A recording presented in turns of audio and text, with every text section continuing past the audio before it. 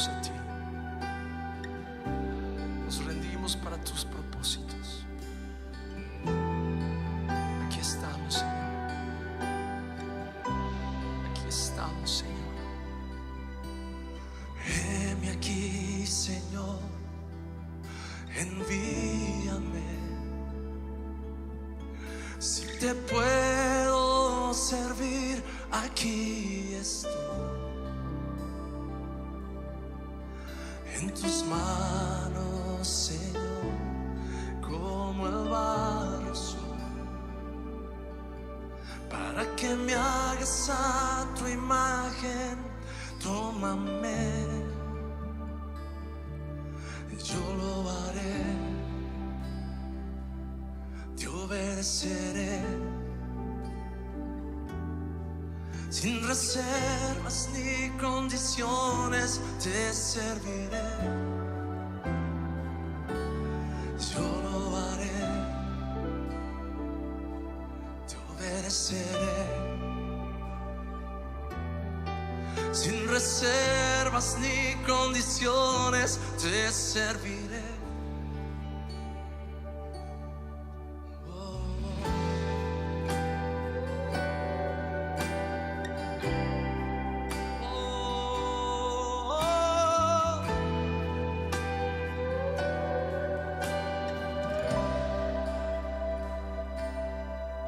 Si mi vida te sirve, la entrego a ti. Hoy me rindo a tus pies, Señor Jesús. Te entrego mi ser y mi corazón. No hay sentido en vivir si no es para ti. Yo lo haré, oh sí, Señor, te obedeceré, sin reservas ni condiciones te serviré. Yo lo haré, te obedeceré, sin reservas ni condiciones te serviré. Yo lo haré, te obedeceré, sin reservas ni condiciones te serviré. Yo lo haré,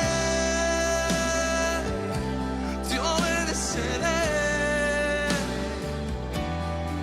sin reservas ni condiciones te serviré.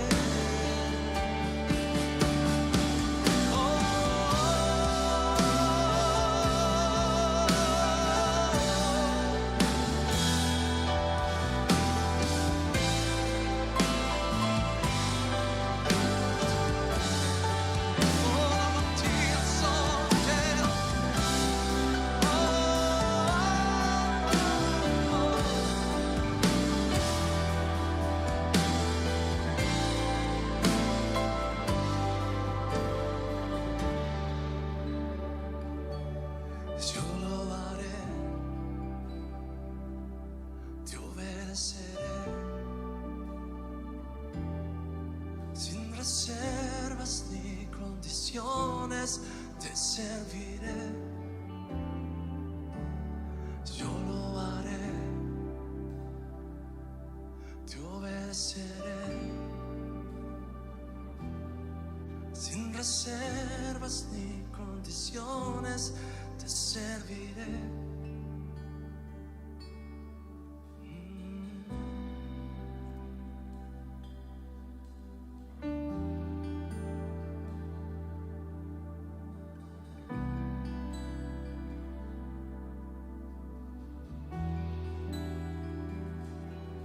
Quiero adorarte y servirte. Quiero adorarte y obedecerte. quiero adorarte y someterme a ti, Señor, andar en tus caminos y hacer tu voluntad, no la mía, sino la tuya. Yo quiero caminar en tus caminos y hacer lo que tú quieres. Te rindo mi voluntad. Quiero ser un adorador en espíritu y en verdad. Te obedezca, te obedezca. Tú dijiste, mejor es la obediencia que los muchos sacrificios. Tú dijiste,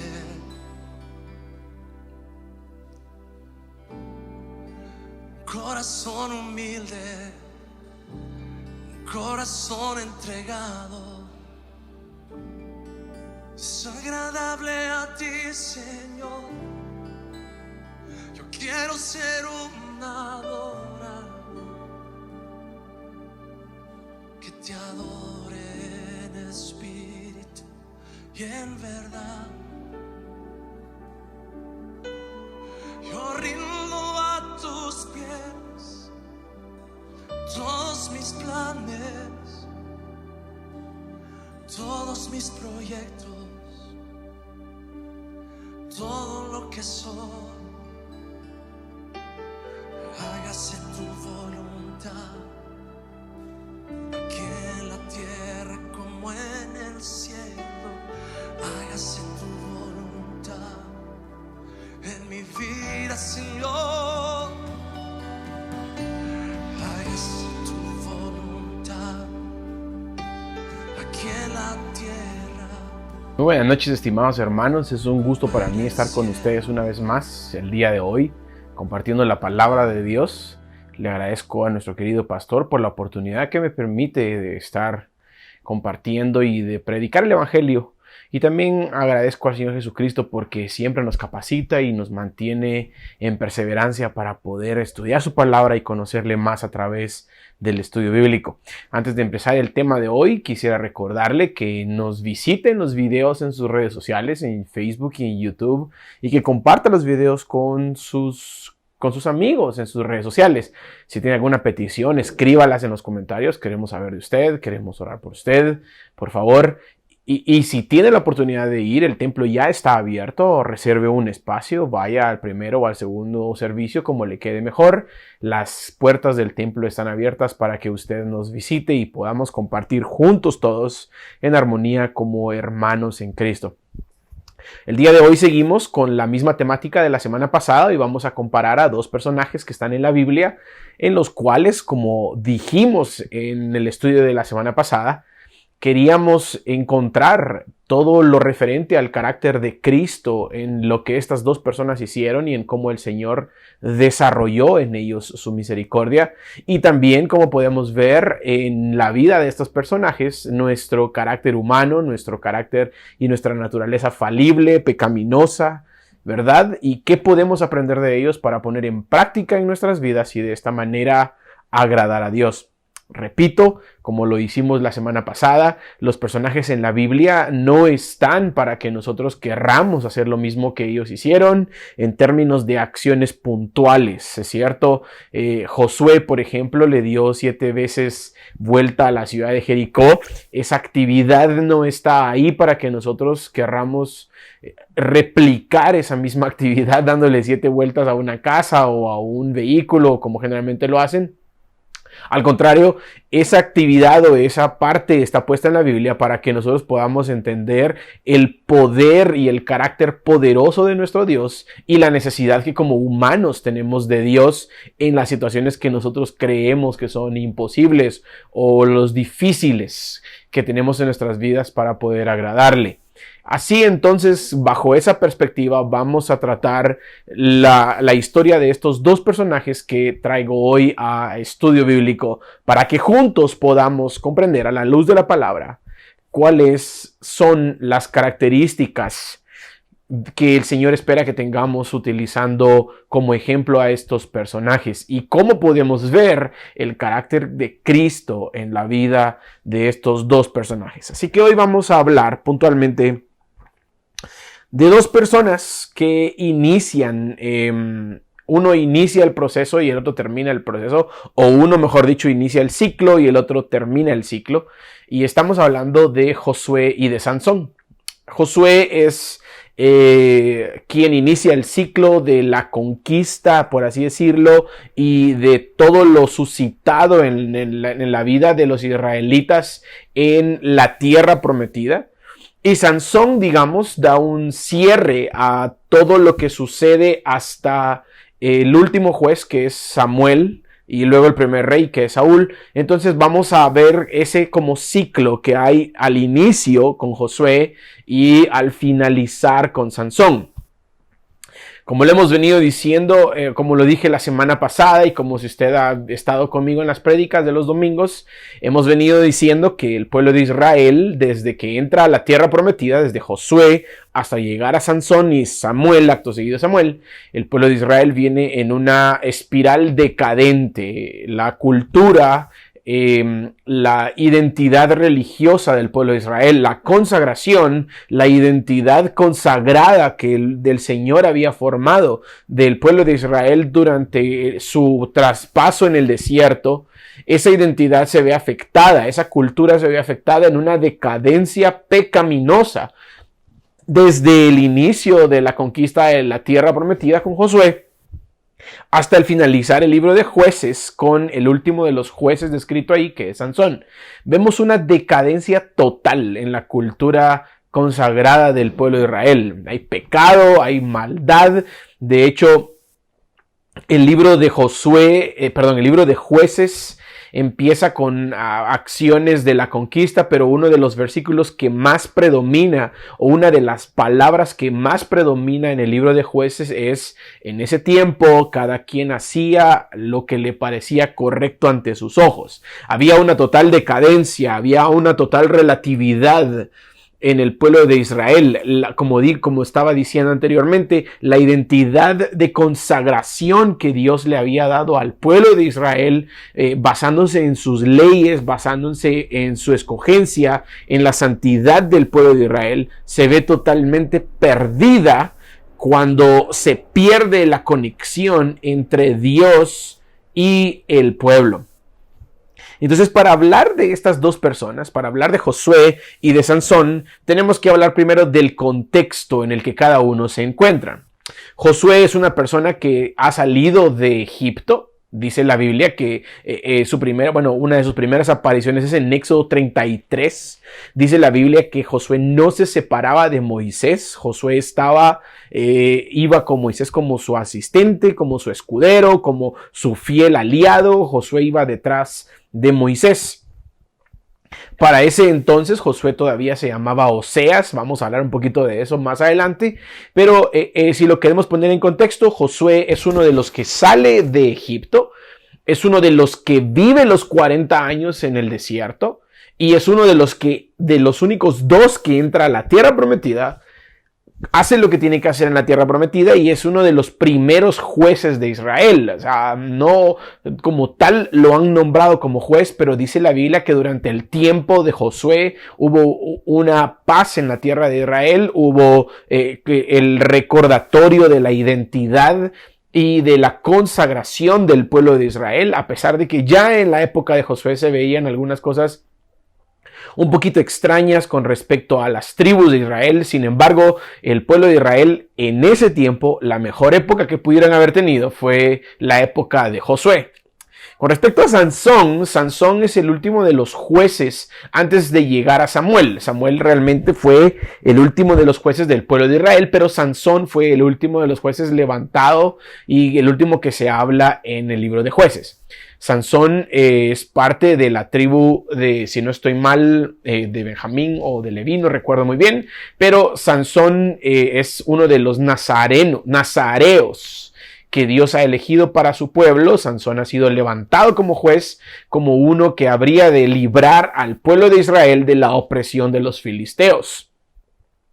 A Sansón se le adjudica que él tiene una gran fuerza física a causa de su pelo, porque como la ley del nazareato establece, el nazareo no debería cortarse el pelo, no debería probar bebidas alcohólicas, no debería de tener relaciones con mujeres fuera del pueblo de Israel. Hay un conjunto de leyes especiales para los nazareos y Sansón es uno de esos. Sansón es prometido a la mamá de Sansón, que era estéril, diciéndole que su hijo será nazareo, separado, santificado para Dios con base a algunas leyes, algunas normas que no solo Sansón debía seguir, sino también su mamá tenía que seguirlas, ¿verdad? Entre estas estaba que la mamá no debía probar sidra o alguna bebida fermentada. La mamá, no solo Sansón, la mamá. Entonces, ambos son israelitas, ambos son, digamos, tienen un contexto o una relevancia histórica en el pueblo de Israel. Ambos cumplen con su papel de cierta manera. Sansón, pues, de cierta forma hace cosas que no debe hacer. Josué cumple con su papel de cierta forma también. Él comete algunos errores que vamos a escudriñar más adelante. Como parte también muy importante que quisiera mencionar es la relación que ambos tienen con Dios. Dios y Josué tienen una relación un poco más estrecha que la relación que Sansón tiene con Dios. Josué estuvo en el monte Sinaí, por ejemplo, cuando Dios dicta la ley nuevamente a Moisés. Josué tiene una relación más estrecha con el pacto de Dios con el pueblo de Israel. Él lo escuchó de la voz de Dios, él lo escuchó de la voz de Moisés y él lo tiene guardado en su corazón, como vamos a ver más adelante.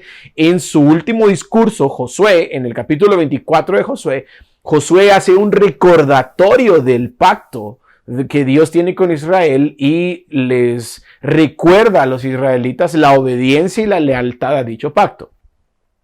La relación de Dios con Sansón es más bien una relación muy extraña. En ningún punto de la Biblia se menciona que Dios con Sansón haya tenido algún tipo de relación, digamos, como la tuvo Josué, que escuchó la voz de Dios, que estuvo en su presencia. Solamente Sansón fue escogido, fue separado para Dios por él mismo, para su nazareato, y que en ciertas ocasiones el Espíritu de Dios venía sobre Sansón y le daba fuerza sobrehumana cuando el Espíritu venía. La única parte en donde Sansón habla puntualmente con Dios es cuando ya está en sus últimas instancias y él está en una fiesta siendo motivo de burla de los filisteos, y ahí es donde él levanta una oración y le dice a Dios: Dios, perdóname, ayúdame y dame fuerza por última vez para hacer una gran matanza.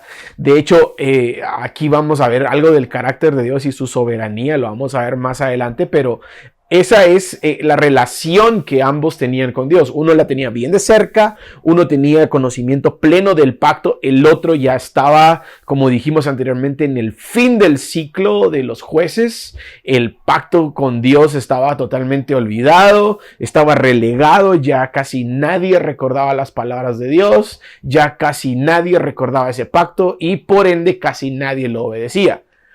El inicio del ciclo de los jueces para la época de Josué, el pueblo de Israel traía fresca, digamos por así decirlo, fresco el recordatorio del pacto de Dios, a pesar de que tenía sus errores, no lo vamos a negar. Ya estaban levantando lugares altos, ya estaban teniendo problemas con las naciones alrededor que tenían que conquistar. Sin embargo, el pueblo de Israel en ese inicio del ciclo tenía bien presente el pacto de Dios, la obediencia de Dios y la ley que acababa de ser entregada por Moisés justo antes de que esta generación entrara a la tierra prometida. Sansón, por el contrario, estaba al final de un ciclo decadente en donde el pueblo de Israel ya había perdido pleno conocimiento del pacto con Dios, había perdido pleno seguimiento y obediencia hacia las leyes establecidas por Dios. Otra vez, como dice el libro de Jueces, cada cual hacía lo que le parecía bien a sus ojos y seguían su propio corazón, seguían sus concupiscencias. Yo les invito a que lean el libro de Jueces y se van a dar cuenta cómo el pueblo de Israel viene en una decadencia tremenda justo antes o justo después de, no sé si es antes o después de Sansón. Se especifica lo que sucede con la tribu de Benjamín, creo que fue después de Sansón se especifica lo que pasó con la tribu de Benjamín. Es un caso grotesco, es un caso muy oscuro y ya el pueblo de Israel está sumido en lo más bajo de su pecado. Y como muestra, el juez levantado de parte de Dios, que es Sansón, también es un juez pecaminoso, un juez que sigue la concupiscencia de su corazón, no obedece al nazareato, va y busca a las mujeres de los filisteos, y ahí tiene Sansón casos con una mujer de los filisteos, con una ramera de los filisteos, y por último con Dalila. O sea, Sansón viene Sansón refleja la decadencia de la cual vive el pueblo, a diferencia de Josué. Josué es un hombre casado, tiene sus hijos, tiene su casa. Y Josué, en capítulo 24, verso 15 del libro de Josué, Josué dice aquella famosa frase: mi casa y yo serviremos a Jehová. Es decir, Josué es un hombre de familia, dedicado al servicio de Dios. Sansón es un tipo soltero, sin dedicación a la obediencia a Dios, buscando los propios placeres, satisfacer sus propios deleites, y ni siquiera con las mujeres de Israel. Él lo está haciendo con las mujeres de los filisteos, totalmente lejos de la obediencia a Dios. Y aquí es donde tengo el último punto. La diferencia entre Josué y Sansón es que Josué tuvo una obediencia completa a las palabras de Dios, a pesar de que tenía sus errores. No lo voy a negar. Josué comete algunos errores. Por ejemplo, cuando llegan los gabaonitas en el libro de Josué, y Josué no logra distinguirnos. No dice la Biblia que Josué no pidió la asistencia de Dios, sino que él tomó la decisión por sí mismo con los gabaonitas, y eso se vuelve un gran problema, al punto que le perjudica al mismo David y Salomón cientos de años más adelante. O sea, es un error que Josué cometió. Sin embargo, en medio de sus errores, Josué demuestra una obediencia completa a Dios. O sea, estamos hablando aquí que el 100% de la vida de Josué es obediencia completa, manchado por algunos errores de la vida de Josué. Cuando Sansón, a causa de su desobediencia, es que tiene un montón de errores.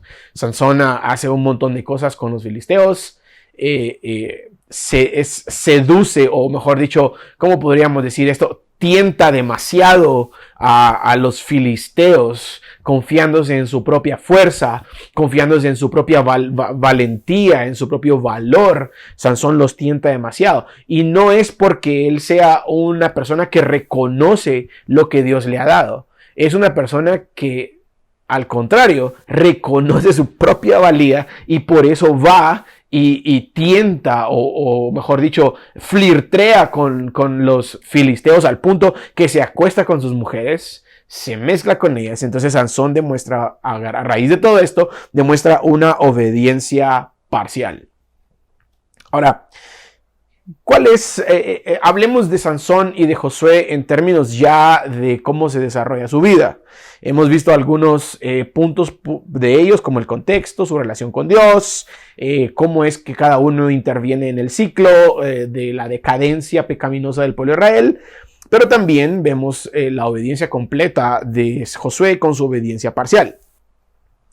Aquí quisiera entonces hablar acerca de algunos puntos muy específicos con respecto a Josué y a Sansón. Vamos a hablar primero de la aparición de cada uno de estos, cómo es que ellos aparecen en la Biblia y toman relevancia. Por ejemplo, en el libro de Éxodo, en el capítulo 33 y en el verso, si no estoy mal, 11, el Señor menciona a Josué, que es el escudero, digamos, de Moisés, que va con él todo el tiempo y que llega hasta el monte Sinaí. Se los voy a leer. Éxodo capítulo 33 y verso 11 dice lo siguiente: Y el Señor acostumbraba a hablar con Moisés cara a cara, como habla un hombre con su amigo. Cuando Moisés regresaba al campamento, su joven ayudante, Josué, hijo de Nun, no se apartaba de la tienda. Aquí vemos que Josué él, a pesar de que es un joven ayudante, él está viendo la relación que Dios tiene con Moisés. Él reconoce de primera mano esa relación. Respecto a Sansón, también vemos que Dios mismo está con Sansón. Por ejemplo, en Jueces capítulo 13 y verso 3, se menciona cómo es que Dios va con la mamá de Sansón y le promete a Sansón que va a tener un hijo. Versículo 2, voy a leer el 2, dice, había un hombre de Sora, de la familia de los danitas. Bueno, Sansón era de Dan, el cual se llamaba Manoa. Su mujer era estéril y no había tenido hijos. Entonces, versículo 3, el ángel del Señor se le apareció a la mujer y le dijo, tú eres estéril y no has tenido hijos, pero vas a concebir y dar a luz a un hijo. Si lo notamos aquí de esta manera, podemos decir que Sansón viene con un poco más de ventaja, ¿no? Porque Josué es nada más un ayudante, quizá es un muchacho que estuvo en el momento adecuado, en el lugar correcto, y Moisés lo tomó como su ayudante. Sin embargo, Sansón fue prometido.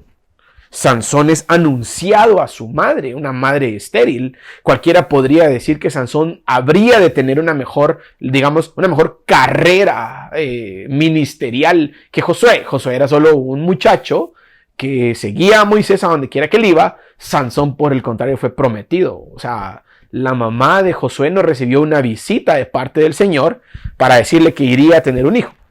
La mamá de Sansón sí. Josué no fue elegido, digamos, por Dios para el nazareato. La mamá de Sansón sí. Dios es muy puntual con la mamá de Sansón y le dice, Sansón escogido para mí como nazareo, vas a hacer esto y esto y esto y esto y esto y esto. Cualquiera podría pensar que Sansón tendría una mejor vida ministerial, una mejor demostración de la gloria de Dios que el mismo Josué, que Josué era solo un ayudante, que nunca se le despegaba a Moisés, nunca se movía de la tienda, a pesar de que veía a Dios y que veía cómo Moisés hablaba a Dios. Josué no fue elegido, Josué no fue anunciado, Josué no fue apartado como lo fue Sansón. Sansón tenía, digamos, todas las características de ganar. Ambos tenían valentía y eran, valerosos en lo que hacían. Josué, cuando entramos al libro de Josué, Josué es el que guía y que es el que dirige no solamente al pueblo a la tierra prometida, sino que también al ejército. Él va a las batallas con el pueblo de Israel. Y no digamos Sansón. Sansón era un tipo valiente. Él peleaba con leones. Dice la Biblia que con una quijada de burro mató a 1000 hombres filisteos. O sea, era un tipo valiente, era arrecho, tenía bastante deseo de defender a su pueblo. Israel para ese entonces tenía bastante, se podría decir, conflicto con los filisteos, y Sansón era como el paladín de parte de Israel que llegaría a vengarse de los filisteos. ¿Cometieron errores ambos? Claro que los dos cometieron errores. Hablamos del error de Josué, quizá el más notorio, que no consulta a Dios con respecto al tema de los gabaonitas. Y es un problema bastante grande. Tenemos el problema de Josué también, por ejemplo, que no desecha a todas las ciudades, no cumple al pie de la letra esa palabra. Y no digamos Sansón. Sansón comete bastantes errores, está seducido por las mujeres de los filisteos, está tentando a su suerte con los filisteos, y pues al final vemos cómo termina Sansón su vida, cómo es que termina esto. Ahora bien, ya que hemos visto algunas diferencias y paralelismos entre Josué y entre Sansón, vamos a hablar de una cosa que es la diferencia determinante entre cada uno de estos.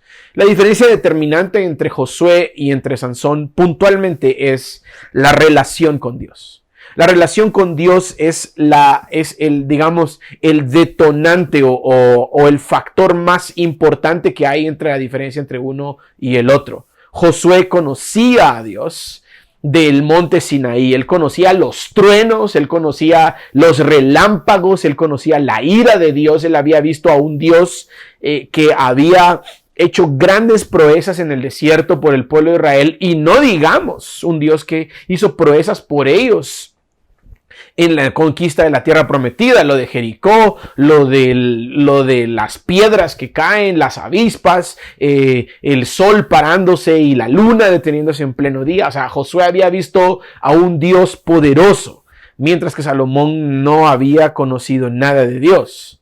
A pesar de que antes de Salomón habían hechos y proezas o hazañas como las de Gedeón, por ejemplo, o hazañas como la de Jefté, las de Débora y Barak, que eran otros jueces, pero yo considero que en el tema de Sansón no debía haber visto las proezas de Dios tan milagrosas como las vio Josué, cuando Sansón mismo era una muestra del poder de Dios. ¿A qué me refiero con esto? De que Josué, él no tenía fuerza sobrehumana, él no tenía una higaldía como la que tenía Sansón de ir y él mismo luchar. Josué fue un tipo normal, por así decirlo, que guiaba al pueblo de Israel y que guiaba al ejército. Sansón, por el contrario, era un superhombre, si lo tenemos que ver de esa manera. Sansón mismo era una demostración del poder de Dios para sí mismo. O sea, si él quería una demostración del poder de Dios y del Dios de Israel, solo con verse a sí mismo bastaba. Su fuerza era una fuerza que demostraba que Dios estaba con él. Y no solo eso, su mamá en algún punto le tuvo que haber dicho: mira, Sansón, yo era estéril. Dios me habló y a pesar de que yo era estéril, tú naciste. O sea que estamos viendo aquí a un Sansón que tiene las pruebas como las tuvo Josué. Sansón las tiene enfrente a su nariz y aún así Sansón no tiene una relación íntima con Dios. Josué lo vio de lejos. Josué lo vio desde el pie del monte Sinaí. Josué vio los milagros que hizo por todo el pueblo. Sansón es un milagro andante. Sansón es una muestra del poder de Dios. Josué conocía a Dios, él lo veía. Y Sansón, a pesar de él ser una muestra andante, no conocía a Dios. Él no tenía ningún interés en conocer a Dios. Al contrario, yo creo que tampoco tenía ningún interés en darle gloria a Dios. Si ustedes leen todo lo que sucedió con Sansón, él nunca menciona a Dios. Él nunca hace lo que hace con los filisteos, digamos, diciendo, estos saben que Dios es Dios de Israel y que no hay otro Dios. No, en ningún momento Sansón hace eso. Sansón siempre siempre apela a su fuerza. Sansón siempre está haciendo alusión a su fuerza, a su poderío como humano, mientras que Josué, en su último capítulo de su libro, Josué les está recordando a los israelitas quién es Dios, todo lo que Dios ha hecho por ellos, les está recordando el pacto. Josué conoce a Dios, a pesar de que podamos decir que es un tipo común y corriente. Josué conoce a Dios de mejor manera de lo que Sansón lo conoce, a pesar de que Sansón es el milagro andante, a pesar de que Sansón es el tipo escogido, es el nazareo. Sansón es el milagro donde la madre era estéril, Sansón ha sido concebido. Josué no lo fue así, y Josué tenía una mejor relación con Dios, lo conocía mejor. Él tenía una relación con el Señor porque conocía su pacto. Y con base a la relación que Josué tenía de Dios, Josué tenía confianza en Dios. Si ustedes van a leer Números capítulo 13, se van a dar cuenta de lo que estoy diciendo.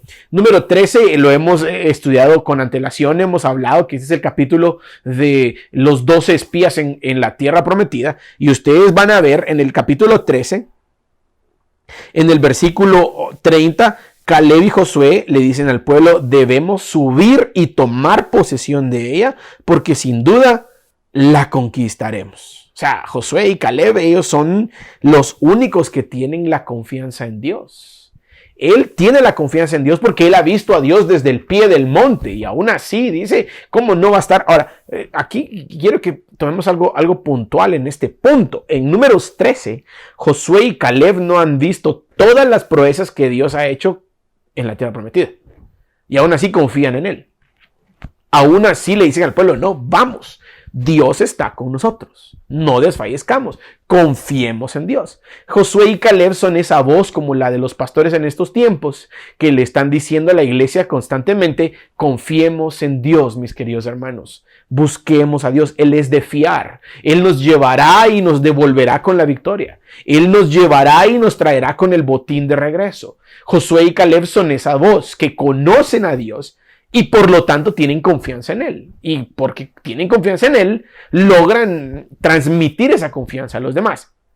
Sin embargo, Sansón no conoce a Dios, no tiene una relación con Dios, él está apoyado en su propia prudencia. Sansón no confía en Dios. Sansón hace todo por su propia cuenta. Sansón vence a los filisteos con su propio poder. Sansón vence a los filisteos con una quijada de burro por su propio poder. Él nunca reconoce a Dios en ninguno de sus caminos.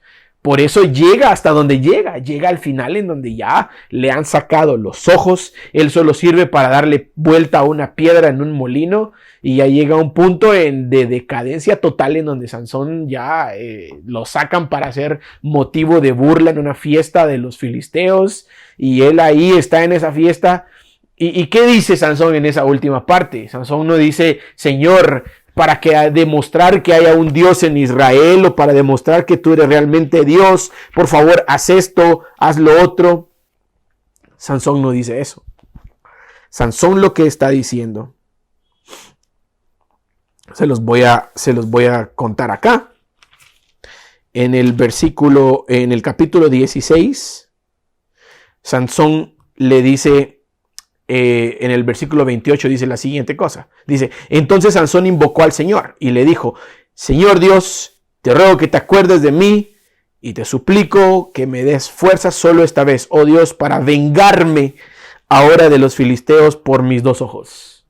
Sansón en ningún momento está diciendo para que los filisteos conozcan que hay Dios de Israel o para que digan que tú eres el Señor, etcétera, etcétera, etcétera, etcétera. Sansón está otra vez ensimismado. Él no tiene confianza en el Señor, él no tiene ningún deseo de agradar a Dios, él no tiene ningún deseo de obedecer a Dios, él lo que quiere es vengarse por sus ojos. Josué, por el contrario, es un papel totalmente distinto.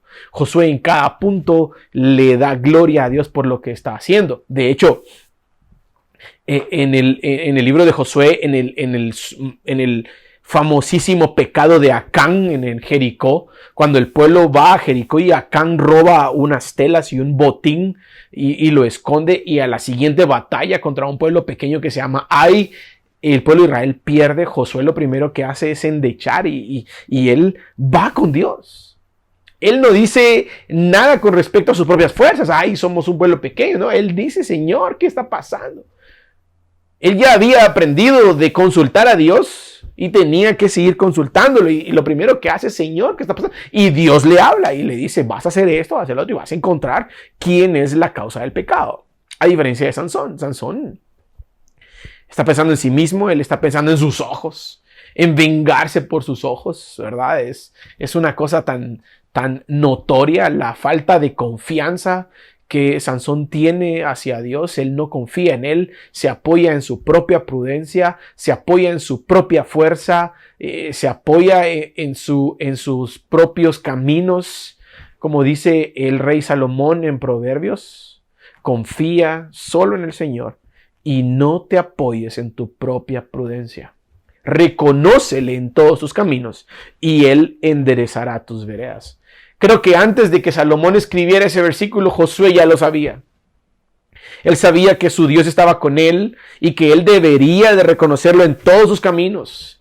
Que si Josué tendría acceso a la tierra prometida y si Josué tendría acceso a la tierra que el Señor le había dicho que fluye leche y miel, Josué reconoce que es por el Señor. No es por su propia fuerza, no es por su mano, no es por su ejército. Ellos reconocen que es por Dios que tienen eso. Realmente hay muchas diferencias que podemos ver entre estos dos hombres. Un hombre al inicio del ciclo y un hombre al final del ciclo de decadencia del pueblo de Israel. Pero lo más importante que notamos es la confianza, la relación, la cercanía que uno tenía con Dios y el otro no tenía con Dios. Definitivamente hay algo aquí que nos está el Señor demostrando y nos está hablando y nos está diciendo: la cercanía, la obediencia, la relación, la confianza con Dios es totalmente importante. Y aquí quiero hacer un paréntesis con respecto a lo que les decía anteriormente. La soberanía de Dios la podemos ver en este punto, hablando de la venganza de Sansón, porque dice el libro de Jueces, en el versículo 16, dice en el versículo 30, y dijo Sansón: muera yo con los filisteos.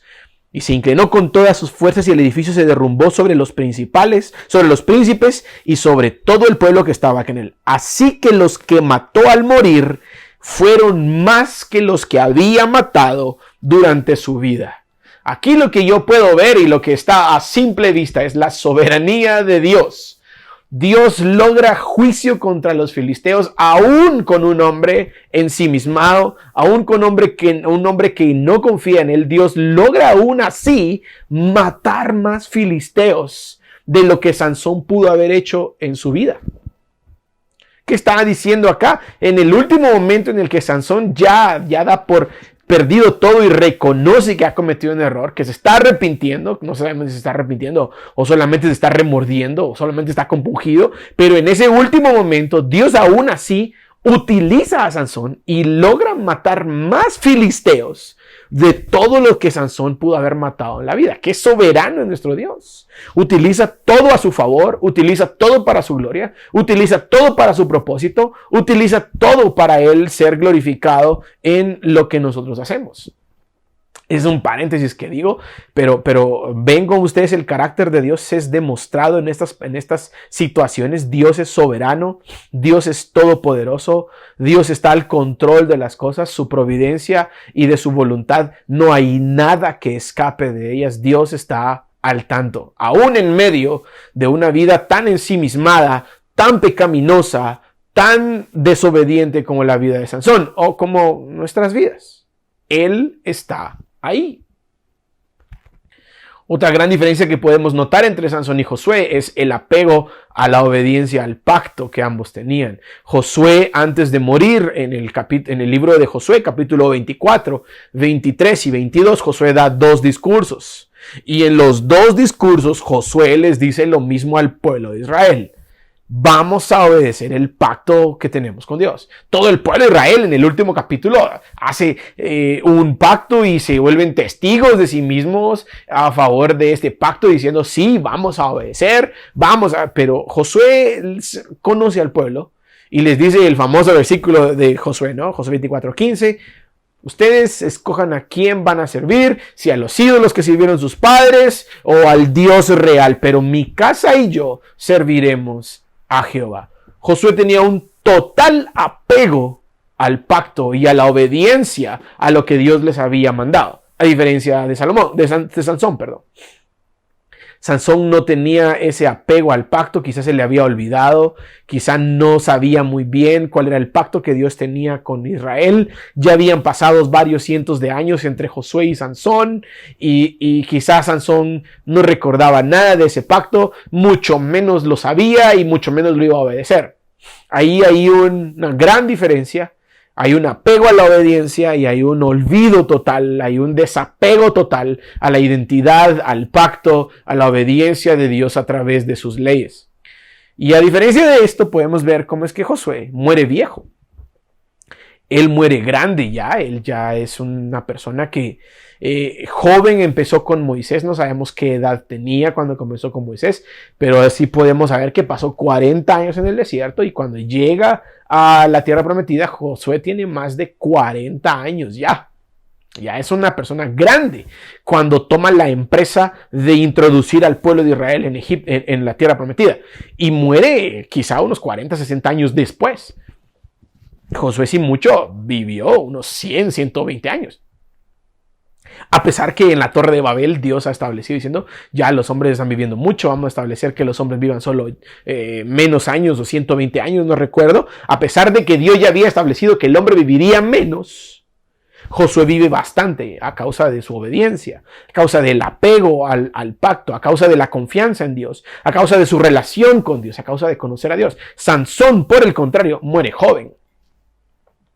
No estoy diciendo que si no obedecemos a Dios vamos a morir jóvenes. Lo que estoy diciendo es la pronta consecuencia a la obediencia de Dios. Lo podemos ver reflejado en la época o el tiempo que le toca morir a cada uno. Y no solamente la muerte. Vean ustedes la vida de Josué. Una vida sin sobresalto. Una vida de un hombre guiado por Dios. Vean la vida de Sansón. Una vida con demasiado sobresalto. Bastante accidentada. Mujeres, fiestas, violencia. La vida de Sansón es una vida que definitivamente no refleja el apego al pacto. No refleja la confianza con Dios. No refleja la relación con Dios y por ende no refleja una conducta que conoce a Dios. La vida de Sansón es distinta a la vida de Josué en ese tema. Y aquí quiero hacer un paréntesis con respecto a Josué. Cuando Moisés conoce a Josué, Josué no se llama Josué, se llama Oseas. Pasado al hebreo, Oseas es Oshea. Sí, se pronuncia de esa manera, Oshea. ¿Qué significa? Salvación. Nada más. Oshea significa salvación. Pero cuando Moisés lo introduce en la tierra prometida, en Números 13, Moisés le cambia el nombre a Josué, de Oseas a Josué. Quizá en el español no sea muy notorio todo este tema semiológico o lingüístico, ¿no? O de los vocablos. Pero en el árabe, en el hebreo, Moisés le cambia el nombre de Oshea a Joshua. Un poco parecido, que significa Dios salva. Y más adelante, unos miles de años más adelante, ya no viene Joshua, sino que viene Jeshua, que es Jesús. Literalmente el nombre de Josué, cientos de años antes de Jesús, significa lo mismo que Jesús, que es Dios salva, o Él es la salvación. Cuando la gente mencionaba el nombre de Josué, cuando la gente decía Joshua, la gente decía Dios salva. Hasta el nombre de Josué apunta a la salvación proveída por Dios. Sansón no, es un paréntesis distinto, ¿no? Ahora, ¿a qué quiero ir con todo esto? Y vamos ya a empezar a concluir el estudio de hoy. Sansón y Josué ambos son reflejos de nuestra naturaleza y de nuestra condición humana. Pero más que una naturaleza pecaminosa, reflejan la condición humana soberbia y al mismo tiempo necesitada de un Salvador. Al igual que nosotros, Sansón y Josué, ambos necesitamos acercarnos a Dios. Ambos necesitamos tener una relación con Dios.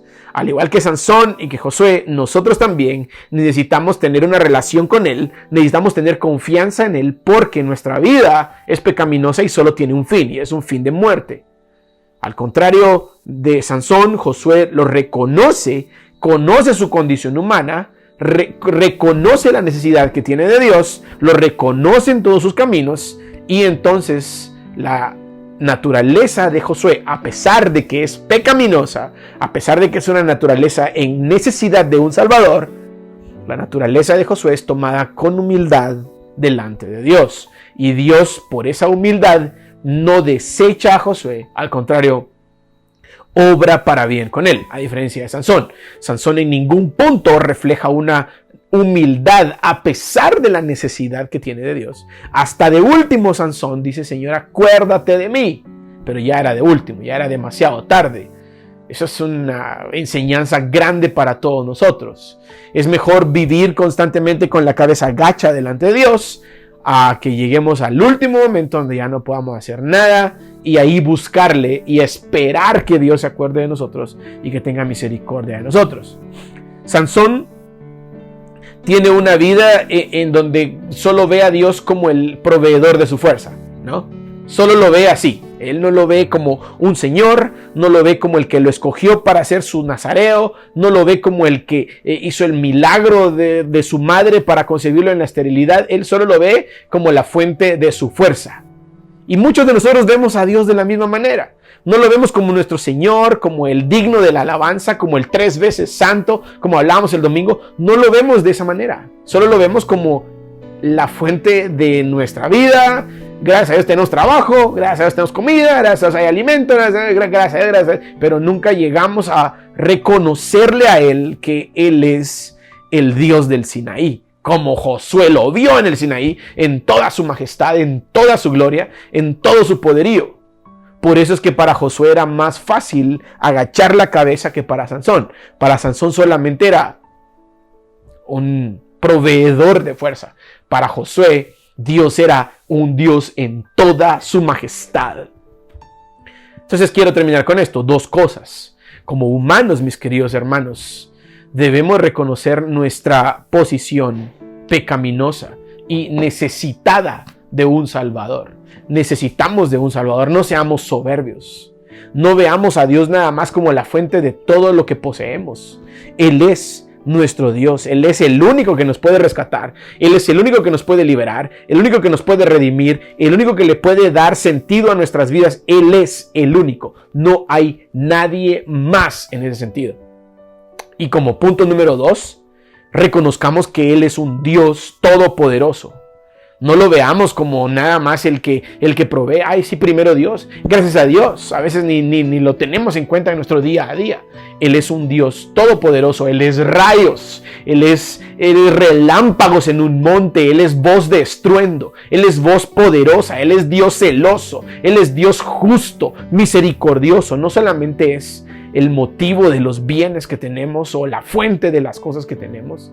Él es Dios, mis queridos hermanos. Y así como reconocemos nuestra situación como cristianos y nuestra posición pecaminosa y nuestra necesidad de Él, también debemos reconocer que Él es Dios todopoderoso, digno de toda alabanza, digno de toda gloria. ¿Y por qué no? Digno de nuestra confianza, digno de que le busquemos, que le anhelemos, que tengamos una relación con Él y, ¿por qué no también digno de que le obedezcamos? Él es ese Dios. Él es un Dios de fiar y una vez más, como cada vez que me toca explicar y enseñar la palabra, vuelvo a lo mismo. Mis queridos hermanos, confiemos en el Señor. Los tiempos están siendo cada vez más difíciles. Quizá estaremos en esa época tan oscura como se encontraba Sansón en medio de la decadencia pecaminosa que había en la tierra. Pero ahora nosotros podemos decir confiadamente que tenemos a un Dios santo que está con nosotros. Confiemos en Él. A pesar de la oscuridad de la noche, a pesar de lo sucio que pueda haber en el mundo, confiemos en nuestro Dios, el Dios de la luz, el Dios de la palabra poderosa, el Dios de los imposibles, el Dios de las proezas, el Dios que levanta a un libertador para que nos salve de nuestra vida pecaminosa y que nos lleve con Él eternamente. Confiemos en nuestro Señor Jesucristo, mis queridos hermanos. Seamos entonces como Josué, que bajaba su cabeza y confiaba en el Señor, su Dios todopoderoso. Vamos a orar. Señor, te damos gracias por tu palabra. Gracias porque eres fiel, porque eres bueno, porque eres misericordioso y porque sin duda te muestras a nosotros, Cristo Jesús. Gracias porque hasta acá has sido bueno con nosotros y no ha faltado nada en nuestras vidas. Tú has demostrado tu palabra, has demostrado tu voluntad, has demostrado tu amor y hoy te pedimos, Señor, que lo sigas haciendo. Queremos conocerte. Señor, te pedimos que nos ayudes para que podamos adorarte, para que podamos agradarte, para que podamos darte la gloria en el momento adecuado. Pero sobre todo, Señor, te pedimos que nos ayudes a obedecerte, a seguirte al pie de la letra, Señor, a no desfallecer, a perseverar en tu palabra, a ponerla por obra, Señor. Señor, te necesitamos. Necesitamos a un Salvador y también necesitamos quien nos haga perseverar y solo tú puedes hacerlo, Cristo Jesús. Por eso venimos delante de ti. Por eso, Señor, clamamos a ti. Padre, te pido por mis hermanos que tú bendigas sus vidas, que tú obres en sus corazones, que ellos puedan conocerte más, que ellos puedan anhelarte más, que ellos puedan buscarte día y noche y que ellos puedan encontrarte, Jesús, en tu palabra, en medio de la oración, en medio de la adoración también, Cristo Jesús. Te pido, Señor, por mis hermanos, bendíceles, guárdales. Te pedimos, Señor, por la familia pastoral, que tú les bendigas, que tú les guardes, que tú obres en sus vidas, que estés con ellos y que suplas todo lo que haga falta, Cristo Jesús. Te pedimos por el hermano Jorge y por nuestra querida hermana Miriam. Bendícelos, guárdalos, Señor, cuídalos, protégelos. Y te pedimos, Señor, que tú estés con ellos siempre. Te amamos, Cristo Jesús. Tuya es la gloria en la iglesia, en el nombre de Jesús. Amén. Muchas gracias, queridos hermanos, por su tiempo. Gracias por su atención. Esperamos vernos hasta la próxima. Dios les bendiga.